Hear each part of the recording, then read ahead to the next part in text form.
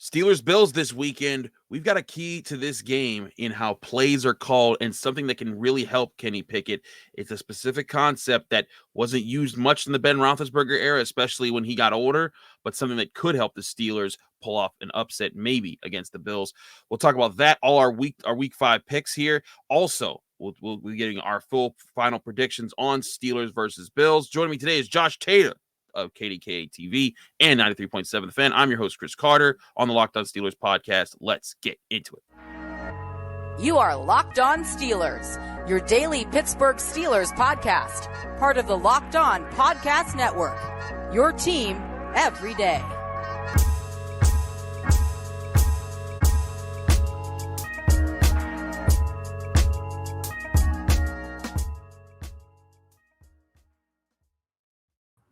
And welcome to the Locked On Steelers podcast. I'm your host, Chris Carter, bringing you your daily dose of all things in the Pittsburgh Steelers. As always, you can find the show on Apple, Spotify, Google Podcasts, Odyssey, and YouTube. If you're watching this video on YouTube, hit the like button in this video if you enjoy it. Hit the subscribe button on our YouTube channel to get all of our daily Monday through Friday episodes, as well as our bonus content. We thank you for making the Locked On Steelers podcast your first listen every day.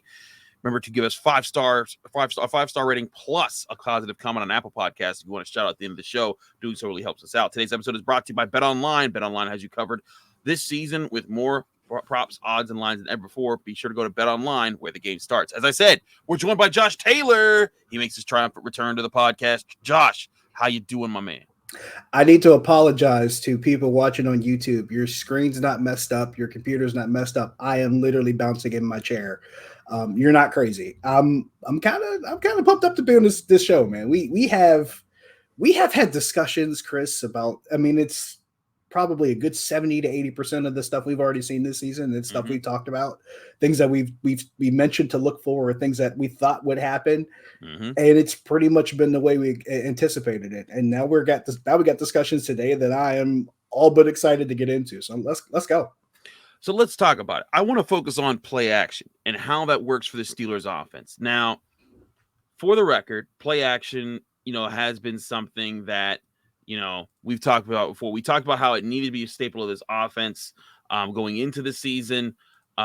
We talked about how with the way that this offense was going to work, whether it was with Mitch Trubisky or Kenny Pickett or even Mason Rudolph, play action needed to be part of it. And it needed to be more part of it. Last year, or excuse me, that was 2020. That was 2020 that I looked at there. Last year, you saw, okay, let's put it this way. Everyone knows that play action was not part of the Steelers offense with Ben Roethlisberger in his old age. In 2020, when it was still under Randy Fichtner, when Ben Roethlisberger, of his plays, 90.3% of them were not play action, which means less than 10% of the Steelers' plays were play action. And then on top of that, in 2021, that number doubled. It went to 18.5% play action. But that's still a very low percentage in an offense that's not particularly. It's not like the Steelers were a prolific offense in doing so. And it makes it tough when you're not running play action well enough to open up the ground game, because then people can see the ground game coming more often. Now, let's compare that to what Mitch Trubisky did it. Now, in the first in his games that he's played just this year for the Steelers, 82.8% of those were not play action. 17.2% of his dropbacks were play action. He's thrown a touchdown, an interception. He's been sacked twice. So not really the same pace there. But when Kenny Pickett went into the game, Josh, and this is just the second half numbers from last week, the play action percentage was 37.5%. Like, it just skyrocketed. It's almost like they trusted him to use it more, and you saw the efficiency in the offense. You saw Najee Harris average over 4 yards per carry. You saw the offense start to click a little bit better. There be some rhythm, and you saw the Jets defense, granted not a good defense, but you saw them get on their heels a bit. That allowed the Steelers to move the ball. They had their longest touchdown drive of the season. Those type of things really worked. And I'll also say, when you look at Kenny Pickett, he just with his pit numbers last year, 21.5% of his dropbacks under Mark Whipple were play action. So not like a high number, but higher than it was before he got here, though. Right. But 16 touchdowns to 2 interceptions with a 122.7 NFL passer rating. If you use those numbers to translate to the NFL, college passer rating is weird. It can get to like 300. It's ridiculous.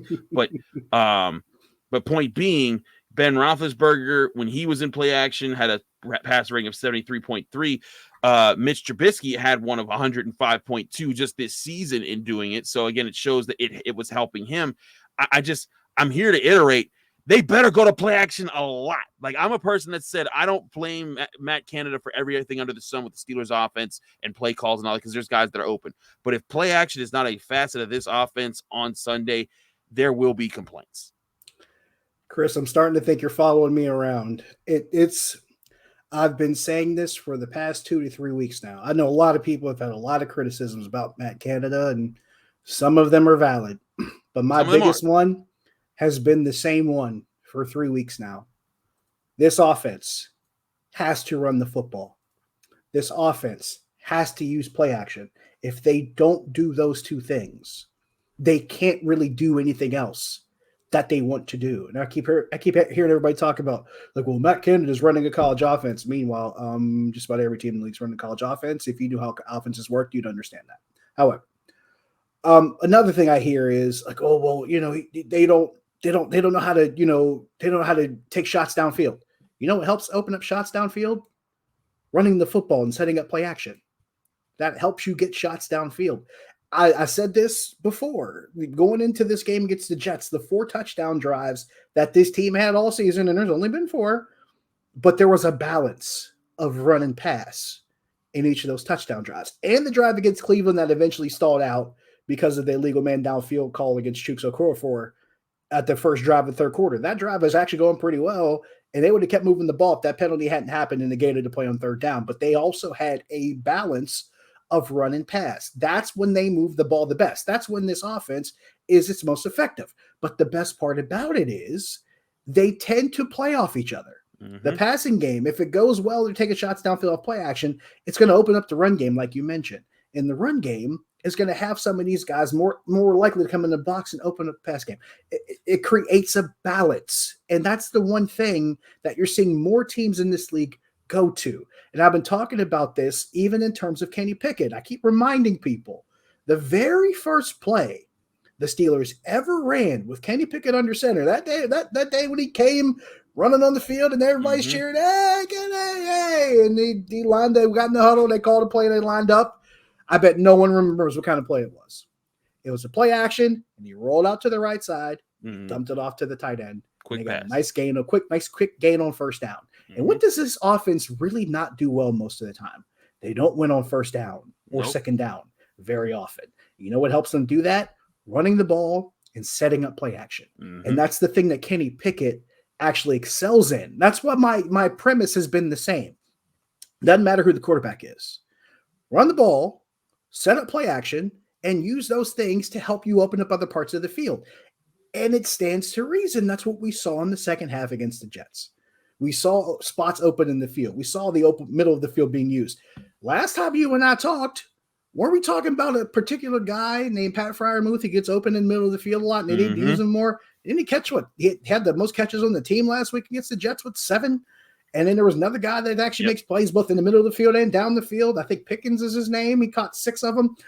It's almost, Chris, it's almost like we're reading a script, and they almost don't always follow it. But against the Jets in the second half, they followed it. I felt like this offense with Kenny Pickett in it might be the most true form because they actually do stick to that script.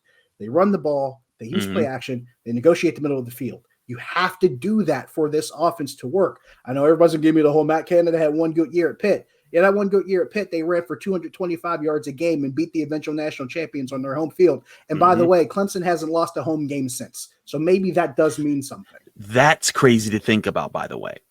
That was 2016. The last offensive coordinator that went into Clemson and beat their defense was Matt Canada. Chew on that one. That's a stat for you. I think the bottom line here, though, is, and again, we're not saying Matt Canada is infallible and that he knows everything. He's not. But the play calls have been there. I do think that, you see a jump. And granted, we're just talking about a single football half of a sample size. Right. But you see a jump from Mitch Trubisky going from 17.2% to Kenny Pickett's 37.5%, that's more than double. Yeah. It's practically double, but it's slightly more than double. Like that's ridiculous. But I think it shows they're confident when he's back there to not panic in play action and to survey the field and take what's there. And you saw it.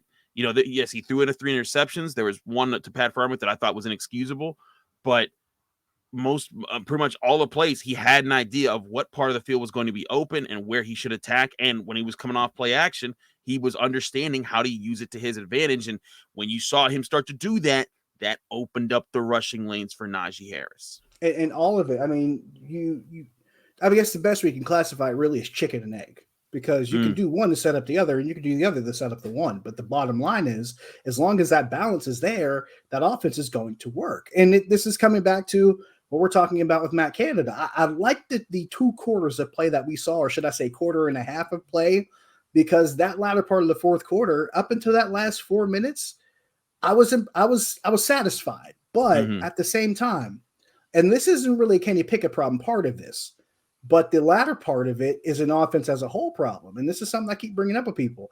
This offense has not started and completed a touchdown drive in either the first quarter or the fourth quarter all season.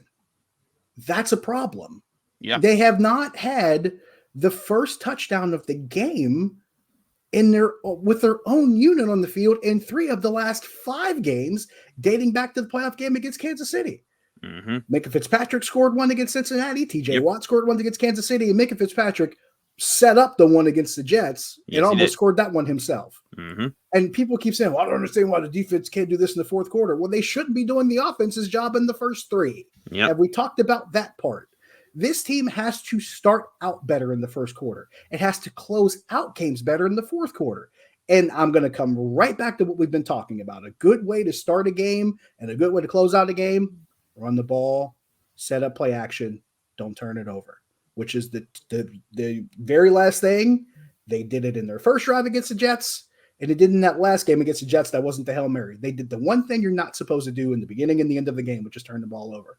Run it, set up play action, use that to your advantage. If they can get to that script and start a game doing that with Kenny Pickett, I like their chances a lot more than what we saw in just one half, when they didn't really get to play a complete opportunity to do it. That's really the criticism I have. It's not about Kenny Pickett possibly blowing a game. It's not about Matt Canada not doing his job. It's about the premise of this offense still has to put together a complete 4 quarters. And they haven't done a complete 4 quarters of play calling. They haven't had a complete 4 quarters of execution. And they haven't had a complete 4 quarters of physicality. But if you can get to what we're talking about, if you can get to the balance of running the football, using play action, and being able to close games out when you need to, and start games strong when you need to, then maybe we're talking about a team that could be 3-1 as opposed to 1-3. We could see that as a possibility. We'll continue to explore that in our full breakdown and preview and final predictions of Steelers versus Bills. We'll do that in our third segment. But next, we're picking all the other NFL games as we do every Friday here on the Locked On Steelers podcast. Don't go anywhere. But first, we got to talk to you guys about one of our new sponsors, and that is SimpliSafe. Here's a sports analogy for you. When it comes to burglars, your home is like the end zone, and you need the absolute strongest defense that you can muster. This is why I use and trust SimpliSafe Home and Security. At SimpliSafe, your safety is the only thing that matters. It's cutting-edge technology powered by 24/7 professional monitoring agents who always have your back, so you always know that your home is safe. What I can tell you from my experience with SimpliSafe, their staff is really helpful. They're attentive. They pay attention to what you're asking about, and they do everything they can to help you find out what you need, what you're looking for. And if you're in a rough situation, they'll talk you through it and they'll stay with you the entire time. You don't feel like you're talking to a bunch of robots. With 24/7 professional monitoring, SimpliSafe's agents call you the moment a threat is detected and dispatch notice to first responders in an emergency, even if you're not home or can't be reached. SimpliSafe blankets your home in protection with advanced sensors in every room, window, and door. HD security cameras for inside and outside your home. Customize your perfect system for your home in just a few minutes at SimpliSafe.com/LockedOnNFL. Save 20% on your SimpliSafe security system when you sign up for an interactive monitoring plan and get your first month free. All you have to do is visit SimpliSafe.com/LockedOnNFL. There's no safe like SimpliSafe.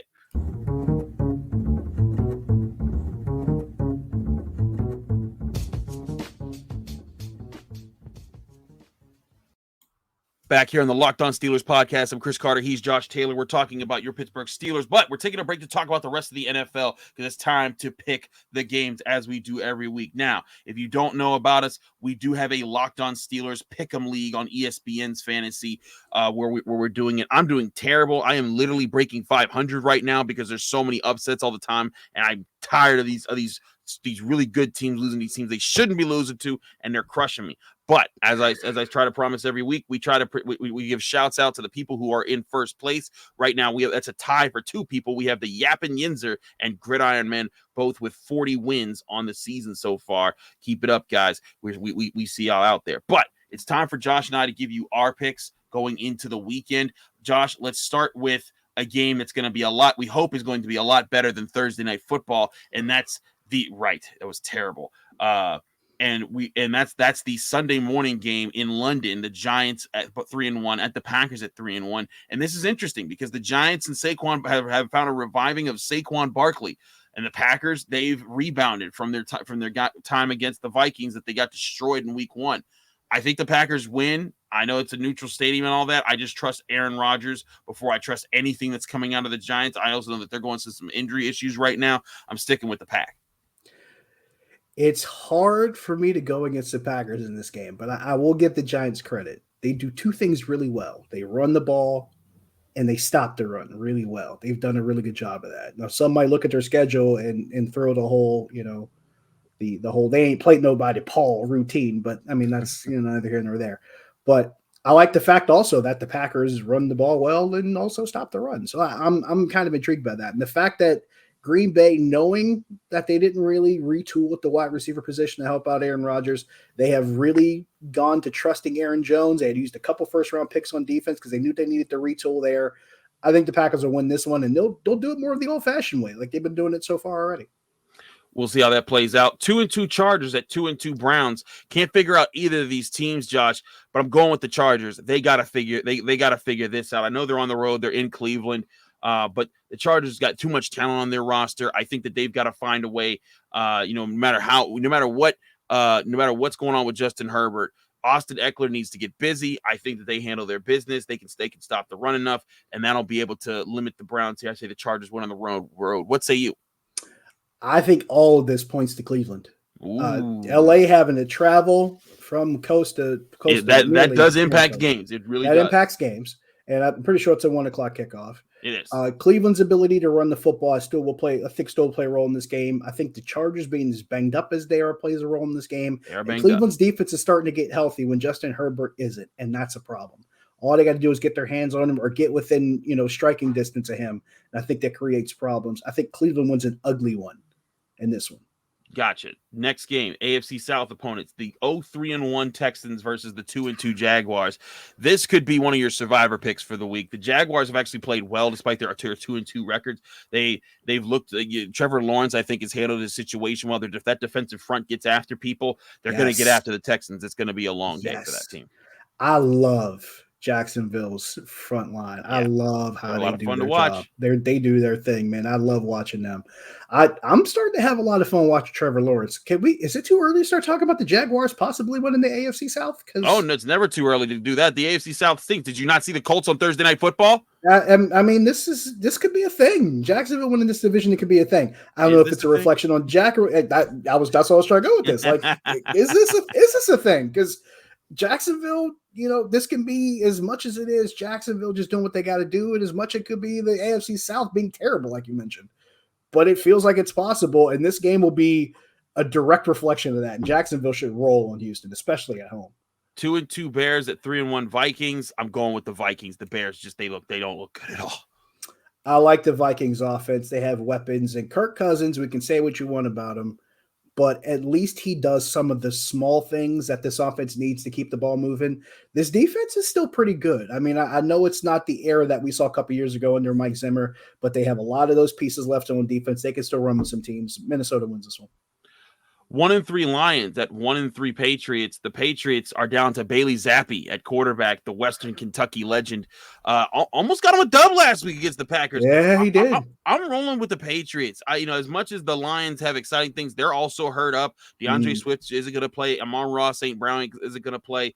I'm going with the Patriots. I think they use that same rushing offense that crushed the Steelers.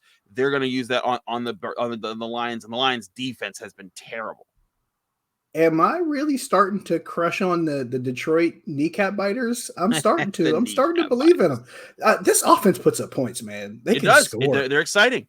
They can score, but the problem is the defense gives up a lot of points too. They've lost some shootouts, and that's the issue for them. And I think you're right. New England is going to they're going to strap the helmets on. They're going to load up with 2 tight ends and 2 running backs, and they will Ramondre Stevenson and Damian Harris the hell out of this game. They'll probably run it 40 times and win in Foxborough. 2-2 Seahawks at 1-3 Saints. I'm going with the Seahawks. Geno Smith has impressed me, man. It's crazy. Wes Euler, our man who's on here on Tuesdays, he came on. He's a West Virginia guy, so he's pro Geno Smith. He says the Geno Smith revenge tour. Well, I think it continues this week, and they win in New Orleans. But does New Orleans pull this off at home, Josh? It's usually hard to beat the Saints in New Orleans. It is tough. It's usually hard. That dome is a tough place to play. But this New Orleans team ain't the same one we're used to seeing in the regular season in the past, I don't know, maybe 8 to 10 years. It's not the same group, especially not on offense.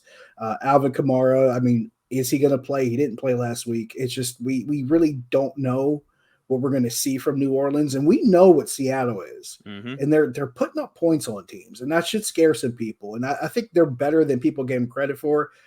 I'm with Wes, man. Let the Geno revenge tour continue. Play country roads at the end. Why not? Why not? So we both got the Seahawks there. Dolphins at 3-1 at the 2-2 Jets. This is tricky because we know Tua is not going to play. It's going to be a Teddy Bridgewater late. I'd say the Dolphins still win, though. I like their defense. I think that they'll get after Zach Wilson. I think that the Dolphins there, Teddy Bridgewater is not an incomparable quarterback. He's a guy, he can see the field, he can take what's there, and you still got Tyreek Hill and Jalen Waddle. I know Jaden Waddle was questionable this week, but I think the Dolphins find a way to win. The Jets squeaked one out against the Steelers last week. I don't think that they'll have such luck this week.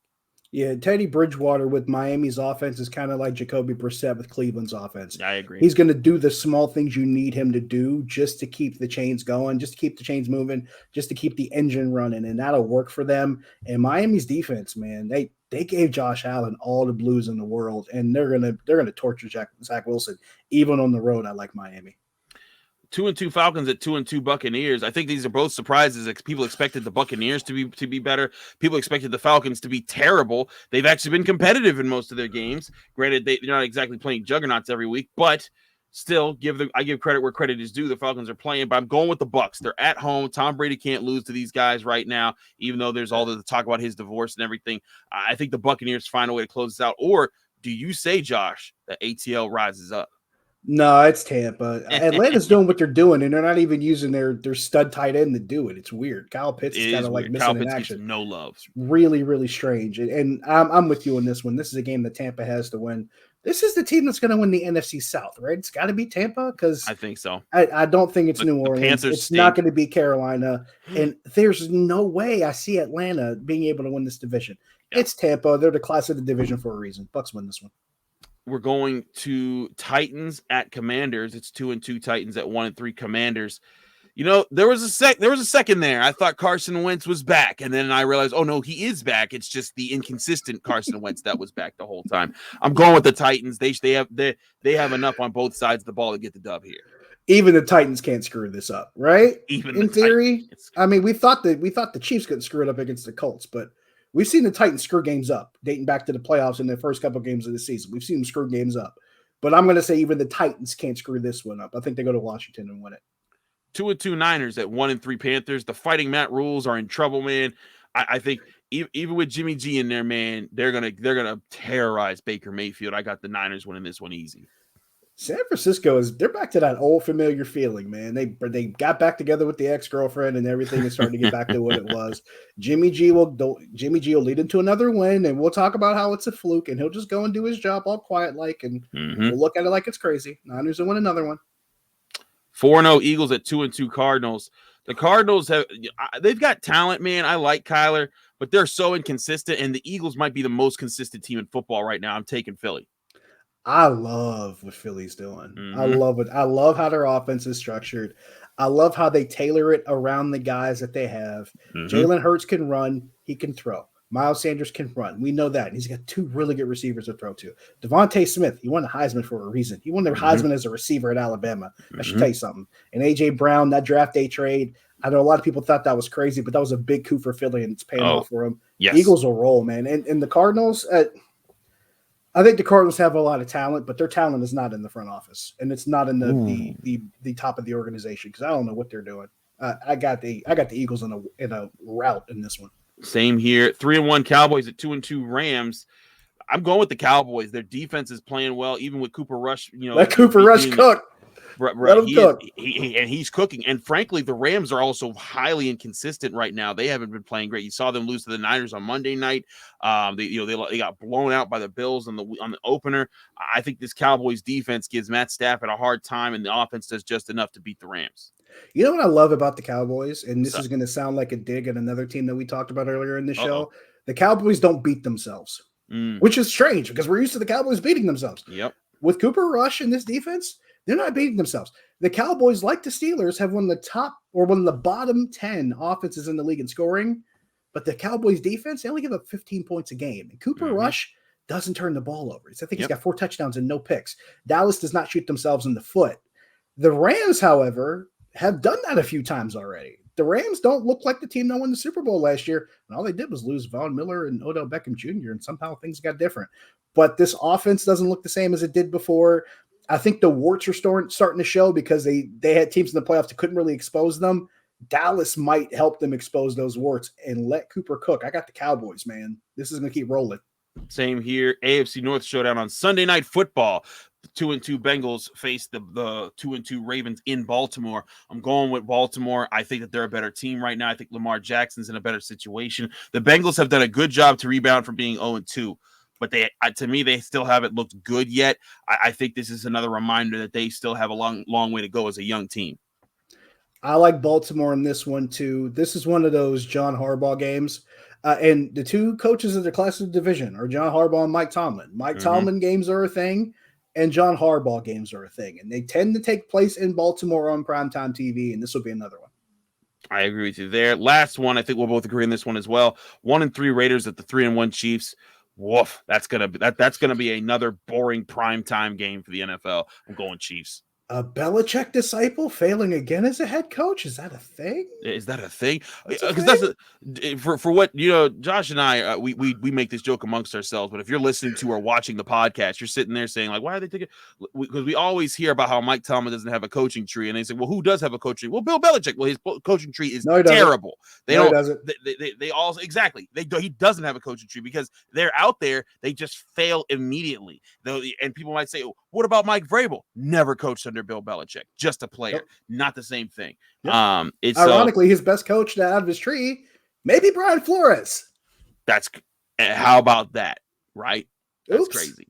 But anyways, so we're both going Chiefs there. The Chiefs offense, I think they're pissed off after they blew that Colts game. I think they're going to come out ready to attack, and they're going to get after the Raiders. I agree too. I think that they're pretty upset about that as well. We still got Steelers versus Bills. We will talk about that in just a minute here on the Locked On Steelers podcast. So don't go anywhere with our final predictions and breakdowns of how this game is going to go. But first, we got to talk to you guys about BetOnline.net. BetOnline is your number one source for all your betting stats and sports information. Find all the latest sports developments, league reviews, and news, including this year's NFL season, which now enters Week 5. Also, Major League Baseball playoffs are here. Check them out. There's all the betting odds and lines and information. You also got NBA preseason gearing up, which means the NBA is right around the corner, as is the NHL. It's the best time to be betting on sports because all the major sports are kicking.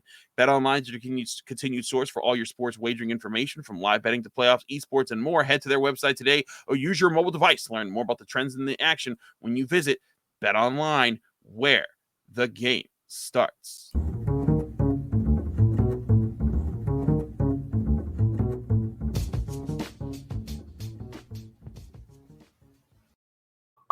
Back here on the Locked On Steelers podcast, I'm Chris Carter. He's Josh Taylor. Josh, it's time to get down to Steelers at Bills. Now, the Steelers open up. If you go to betonline.net, you can see they open up as 14-point underdogs. It is the first time since the NFL merger that the Steelers have been a 14-point underdog. They were the last team in the NFL to not be a 14-point underdog in that span. But as Kenny Pickett said, he doesn't think they're underdogs. We do. But being realistic, the Steelers are underdogs. This is a Bills team that's built to win the Super Bowl this year. This is a Steelers team that's trying to figure out what their identity is. This is going to be a tall task. But if there is hope for the Pittsburgh Steelers in this game, where does it lie for you, Josh? It lies in what they do in the first quarter. It lies in the first drive. It lies in the first couple drives, especially if they get the ball first. The Steelers have to be – I know a lot of people are saying, oh, Kenny Pickett's aggressive. He goes downfield. I don't mind that form of aggressiveness, but there's other ways for your offense to be aggressive. Mm-hmm. And the way I think this offense needs to be aggressive, it's the one way they haven't been aggressive yet. You got to be physical. I need 60 minutes of physical play from this team because we haven't seen it yet in 4 games. I'd love to see them start with that kind of start to the game. Now, I know Buffalo's got the number 1 pass ring defense. I think they're either the top or second defense in yards and scoring. They're top 2 in each of those categories. So we're talking about a unit where it's going to be hard to just come and hit them in the mouth. But you got to find ways to either make them over aggressive and take advantage of it, or do some things that they maybe don't see coming. This is one of those times where some stuff in the Matt Canada offense you haven't seen yet in weeks 1 through 4, maybe you break it out here in week 5. Some of the stuff that we haven't really seen them do a lot of in certain games that you and I pointed out hasn't been there. Maybe we see it this time around. Maybe we see a lot more of that play action that we're talking about. Maybe we see a reliance on the run game, and maybe we see some more misdirection in that run game. Maybe we start seeing more shifts in motion. Maybe we start seeing Buffalo's defense have to play a little bit more slow and think about what's happening, and maybe have to be stretched horizontally to figure out what's going on. If there's a time where Matt Canada's offense needs to go full Matt Canada, now's the time to do it. It has to be in the first quarter. They got to set the tone early. I agree setting the tone early is important, but I also say a lot of this will come down to winning the possession downs, to extending drives and winning time of possession. And I talked about this earlier in the week too, but it's so important to be able to win, to be able to extend drives. The Steelers last week in the second half went 5 of 6 on third downs, and the one that they didn't get, Kenny Pickett went out and got with a fourth down quarterback sneak. The Steelers rank 20th right now in third down offense. The Bills, they rank 19th in third down defense. This is an opportunity, I think, for the Steelers to find a way to say, hey, if you can string it together, and again, that's 20th with Mitch Trubisky starting all but 2 quarters for your season. Maybe that can be a factor for you to win more of those possession downs and to get things going, get things going for your offense. And again, I'm not talking about, doing elite stuff. Just keep drives alive, and avoid more third downs. Try to make it less. Yes. Win on first and second down, so the third downs are easier or they don't exist. Either way, I think that's the key there. The Steelers rank next to last in time of possession in the NFL right now. I'm not saying that they're going to eventually just get back up into the middle right away, but they need to have a game where they're equaling out or even winning the time of possession against the Bills. They beat their first team in time possession last week against the Jets, but it was by 2 seconds. They needed to be, 5-6 minutes. Keep Josh Allen off the field, and because if in the hope of hopes, I'm not predicting, anything crazy here. The script for the Steelers to win is it's a very narrow path, but that narrow path is walked by the defense playing lights out and the offense keeping them off the field so that they don't have to play lights out for 15 drives in this game. They could play lights out for 8 drives in this game, or lights out for 6 drives, and then they kind of just like hang in there for 2 drives. If the offense can do that, I see them having a chance. That's the biggest key there. But it's time to do predictions here. Josh, give me how you think this game plays out. Where's the turning point in this game that gets to the final result, and what is your final result with your final score? I talked about how there's John Harbaugh games and Mike Tomlin games, right? We talked about this. This could be a Mike Tomlin game. Cincinnati was a Mike Tomlin game. And I'm going to bring this up again, Chris, because I like to mention this. Their last 51 games, this team is 30, 20, and 1 in their last 50 regular season games. And in 23 of those 30 wins, defense, ball control, even a positive turnover margin. If there's a day you're going to do that and follow that formula to win a game, it's got to be this one. And by the way, one of those 23 games where they did that, one of them was week 1 last year against Baltimore, or against Buffalo, in Buffalo. Week 1 last year was one of those games where they did exactly that formula.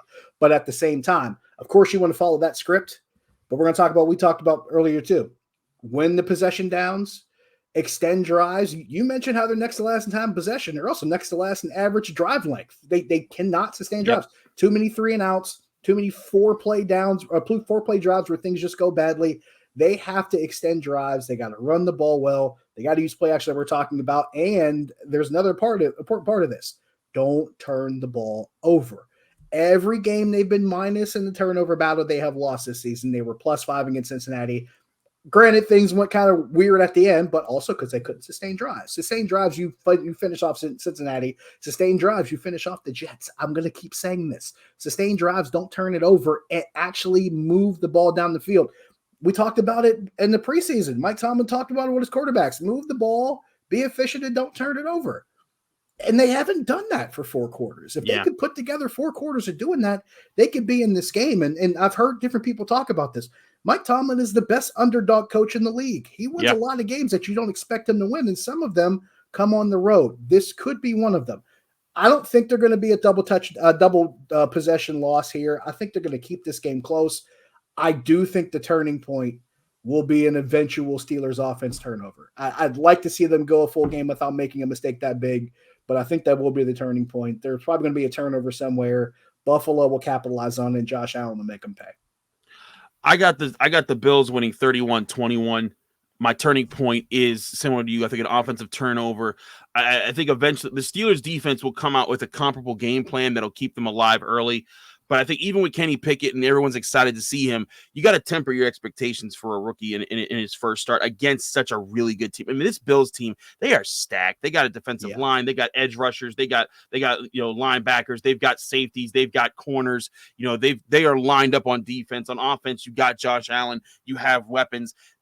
It's gonna be tough. Like if the Steelers were fully healthy with TJ Watt, I would give them a fairer shake at this. And I would. They would also need all of their complements of their secondary. And right now, there is good news that Minkah Fitzpatrick limited in practice on Thursday, and Terrell Edmonds limited as well. There's hope that those guys can get back and be able to play for your secondary. But still, you need to make sure that your secondary is for what this secondary was built to have was. Keller Witherspoon, Levi Wallace on the outside, and then Cam Sutton, who you could move between whatever spot that you wanted. And then you throw out to a lot of different things. You start going to different situations. So they have been able to be that. I think that was their biggest problem against the Jets when what they did to Joe Burrow. If you go back and look at the all 22, they were able to confuse him. They switched up their coverages. They showed this, went to that, and it fooled him a lot. They haven't been able to do that as much, since they've been out there a lot, and 2, since the Keller Witherspoon went down, because he's a big part of that. They did a little bit against Mac Jones too. They did. One of them resulted in the Minkah Fitzpatrick interception, and the other one should have been a Cam Sutton interception. Yeah, he dropped it. But they did a little bit of it against Mac Jones, and it paid off. I forgot to give my score for this one. I got Bills 31-24. The Steelers offense finally cracks 20 points on their own without the defense's help. They finally do it, but it's not going to be enough because the Bills they're just good, man. They're just that good. Just good. They're just that good. And again, this isn't a slight on the Steelers. This is a rough time to be up against those guys. But there's a reason why the Bills are a Super Bowl favorite in the AFC. Exactly. But I do think this is still a more fun game for Steelers fans to watch. Yes. I think that Kenny Pickett has some really strong moments, just not strong enough to win the game. Absolutely. And I think that's something you see. But I also think it could be interesting if they do hold Josh Allen, steady for a little bit. If they stop him and Stephon Diggs for connecting for big plays, even with the injuries that they're suffering, that will make this game interesting. And I'll be interested to see how Kenny Pickett rises in those moments, because it's not just the stat sheet; it's when you score and how you score.